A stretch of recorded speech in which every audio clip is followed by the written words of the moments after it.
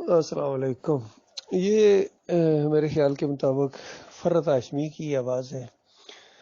یعنی یہ بھی ایک مرد ہوتی تو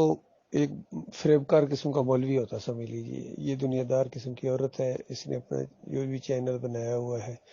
حق اور باطل کو ملا کے پیش کرتی ہے، اور اس کا کنسیپٹ ایمان عقیدے کے حوالے سے کلیئر نہیں ہے۔ دیکھیے یہاں قبر پرستی کی وہی لعنت جو اس امت کے اندر آئی ہوئی ہے، اس کو گویا ہوا دے رہی ہے۔ حالانکہ وہ جو سورہ الملک کی آیت ہے کہ کاش ہم سنتے یا کاش کسی اپنے عقل سے استعمال کرتے، یہ قرآن کی آیت ہے جو زندوں کو سمجھاؤ کہ کل قیامت کے دن تم نے یہ کہنا ہے،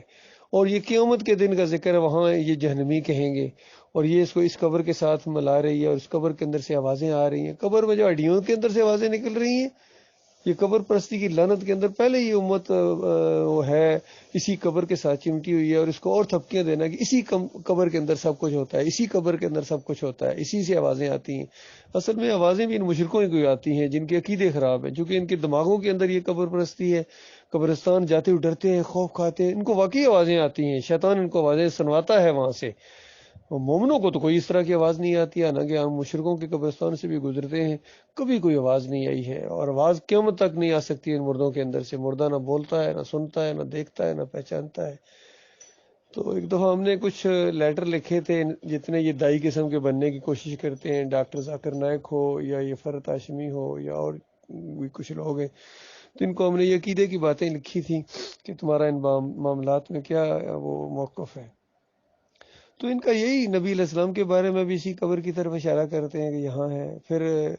اجرت کے بارے میں سوال کیا تو انہوں نے ایک لنک بھیج دیا فرت ہاشمی نے، یہ لنک کھول کے آپ چیک کر لیں کہ یہ اجرت کا کیا معاملہ ہے۔ وہ لنک ہم نے کھولا تو وہ ایک کوئی بحرین کا مؤذن تھا جس نے سوال لکھا تھا عبداللہ بن باز کو، جو مفتی اعظم سعودی عرب تھا اس وقت، کہ میں اذان کی تنخواہ لیتا ہوں اور مجھے کچھ لوگوں نے کہا ہے کہ تمہیں آخرت میں سوائے آگ کے کچھ بھی نہیں ملے گا، تو بتائے میں کیا کروں۔ تو آگے سے عبداللہ بن باز نے جواب دیا اور حدیث پیش کی پہلے کہ نبی علیہ السلام نے فرمایا کہ مؤذن اس کو رکھو جو اجرت نہ لے۔ اجرت کا رد کیا اس کے اندر، یعنی حدیث لگا کے، لیکن آگے جو تشریح کی اس میں آگے سے کہتا ہے کہ ٹھیک ہے ابھی تو خیر بہت تھوڑا لے رہے ہو، آگے اللہ نے تمہارے لیے بڑا اجر تیار کر کے رکھا ہوا ہے، آگے بھی ملے گا تمہیں۔ تو اس طرح یہ فریب کار لوگ ہیں۔ تو اس ویڈیو کے اندر یہ جو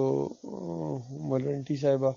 یہ بات بیان کر رہی ہیں، بالکل قرآن کے خلاف یہ مسئلہ بیان کر رہی ہیں، اور ساتھ پھر آگے دیکھیے کہتی ہیں کوئی صدقہ خیرات کرو تو اس صدقہ خیرات کا ثواب اپنے والدین کو پہنچا دو۔ ایسا نہیں ہوتا ہے، دعائیں بالکل ٹھیک ہے، دعاؤں کا بھی ذکر کر رہی ہے۔ جو روایت میں آتا ہے کہ انسان کا عمل ختم ہو جاتا ہے مرنے کے ساتھ سوائے تین کے: ایک صدقہ جاریہ جو اس نے خود کیا ہو، مسجد بنائی ہے، کوئی روڈ بنائی ہے، اسکول بنایا ہے، کوئی چیز بنائی ہے جو انسان نے خود، صدقہ جاریہ جسے کہتے ہیں، جب تک وہ چلتا رہے گا۔ درخت کوئی لگایا ہے، اس پر پرندے جب تک بیٹھیں گے یا انسان یا دوسرے جانور بھی اس کے نیچے بیٹھیں گے، اس کا ثواب اس کو ملے گا، اور اس کو نہ ملے تو کس کو ملے؟ اس کا اپنا عمل ہے۔ پھر دوسری بات، علم نافع، نفع دینے والا علم، کوئی شاگرد اپنے چھوڑ گیا ہے، کوئی کیسٹ چھوڑ گیا ہے تقریر کی، کوئی کتاب لکھ گیا ہے، اپنی عملی زندگی سے لوگوں کو سیدھے راستے پر لگا گیا ہے،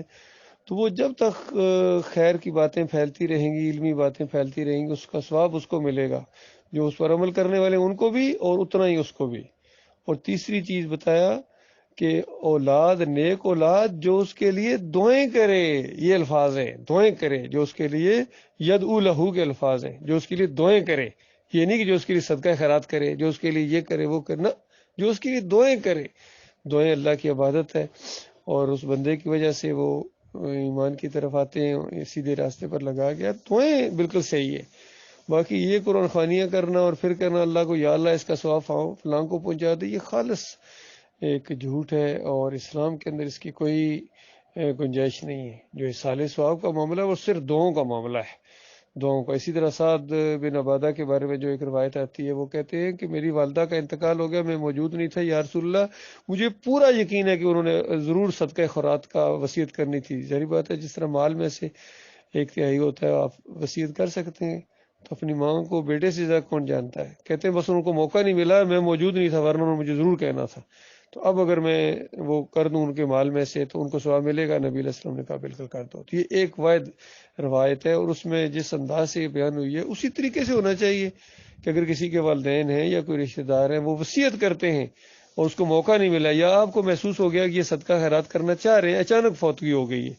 آپ کو پتا تھا یہ کرنا چاہ رہے تھے، ان کی نیت سی لیکن نہیں کر پائے ہیں، تو آپ کریں گے، اس کا ثواب انہیں کو ملے گا۔ یہ بالکل ہے۔ باقی یہ بعد میں مال کرنا، یہ عمرہ ہو رہا ہے جی چچا کی طرف سے ہے، یہ نانا کی طرف سے ہے، یہ ایک دفعہ عمرے پر جاتے ہیں تو 75 عمرے کر کے واپس آتے ہیں، سب کو آ کے بتاتے ہیں میں نے تمہاری طرف سے عمرہ کیا تھا۔ یہ خالص دین کے ساتھ مذاق ہے۔ ایک سفر میں صرف ایک ہی عمرہ ہوتا ہے، اور اللہ تعالیٰ نے اصولی طور پر بات بیان کی ہے سورہ نجم میں، لیس الانسان الا ما سعی، انسان کے لیے کچھ بھی نہیں ہے مگر وہ جس کی اس نے کوشش کی۔ تو یہ جو تینوں باتیں میں نے اوپر بیان کی اس میں اس کی کوشش شامل ہے، تو اس کا اجر اس کو ملتا ہے۔ باقی مودودی صاحب کا کہنا عجیب و غریب ہے کہ سورہ البقرہ کی آخری آیتوں میں کہتے ہیں یہ جو عمل ہے یہ ناقابل انتقال چیز ہے، یعنی منتقل ہونے والی چیز نہیں، ایک کا عمل دوسرے کی طرف منتقل ہو جائے۔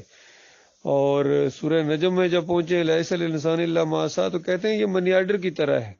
جس طرح منی آرڈر بھیجتے ہیں نا، آپ کسی کو پیسے بھیجتے ہیں تو اگر وہ وہاں موجود ہو اس کو مل جاتا ہے، بالفرض وہ وہاں موجود نہ ہو، فوت ہو گیا ہو، یا وہ موجود ہی نہ ہو، وہ علاقہ چھوڑ گیا ہو، تو ڈکانے والے کیا کرتے ہیں، بھیجنے والے کو واپس آ کے دے دیتے ہیں کچھ دنوں بعد کہ وہ آپ کا بندہ وہاں موجود ہی کو نہیں جی، پیسے اپنے واپس لیں۔ تو کہتے ہیں یہ منی آرڈر کی طرح ہے، یہ سال ثواب اندازہ لگاؤ۔ اس سے زیادہ کوئی قرآن کا مذاق ہو سکتا ہے؟ اللہ کی یاد کا مذاق اڑانا، یہ معاملہ اللہ کے بندے خالص مولوی قسم کے لوگ ہیں، اور دین کو انہوں نے پیشہ بنایا، حق اور باطل کو ملا کے پیش کرتے ہیں، صحیح باتیں بھی اور جھوٹی باتیں بھی۔ اللہ تعالیٰ ان کے فریب سے انسانیت کو بچائے۔